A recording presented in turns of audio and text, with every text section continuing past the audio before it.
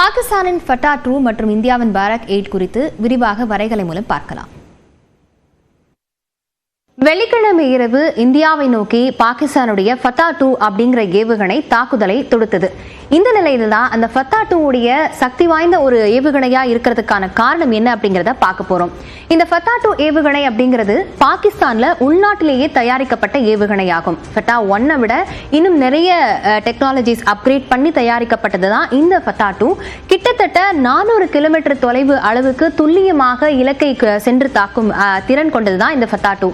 அது மட்டும் இல்லாம இது எந்த விதமான ரேடாரிலும் இருந்து தப்பிக்கக்கூடிய வல்லமை பெற்றது. அதனால்தான் நிறைய ரேடார் ஸ்டேஷன்ஸை தாக்கக்கூடிய அளவுக்கு இது வடிவமைக்கப்பட்டிருக்கு அப்படின்னு சொல்றாங்க. இந்த ஏவுகணையை 2021 பாகிஸ்தான் நாடு டெஸ்ட் பண்ணி பார்த்திருக்காங்க அப்படிங்கிறது குறிப்பிடத்தக்கது.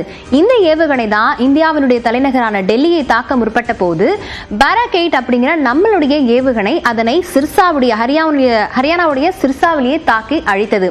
நம்மளுடைய பாரக் 8 அப்படிங்கிறது இந்தியாவினுடைய மின்னல் அப்படின்னு வர்ணிக்கிறாங்க. இதனுடைய சிறப்புகள் அப்படின்னு பார்த்தோம் அப்படின்னா, இது இஸ்ரேல் இந்தியா இணைந்து கூட்டாக தயாரித்ததுதான் இந்த பாரக் 8 அப்படின்னு சொல்லக்கூடிய ஏவுகணை. நம்மளுடைய அக்னி பிரம்மோஸ்க்கு அப்புறமா பாரக் 8 ஒரு சக்தி வாய்ந்த ஏவுகணை அப்படின்னு குறிப்பிடுறாங்க. இந்த பாரக் 8 அப்படிங்கிறது வான்வழி தாக்குதல எந்த பக்கத்துல இருந்து என்ன விதமான தாக்குதல்கள் வந்தாலும் அதை துல்லியமாக தாக்கி அழிக்கக்கூடிய வல்லமை பெற்றதுதான் இந்த பாரக் 8. அது மட்டும் இல்லாம வானிலை நிலவரம் எப்படி இருந்தாலும், புயல் மழையாக இருந்தாலும் சரி, அதே போல 360 டிகிரியிலும் என்ன விதமான தாக்குதல்களையும் கண்காணித்து அழிக்கக்கூடிய ஒரு ஏவுகணை தான் இந்த பாரக் 8.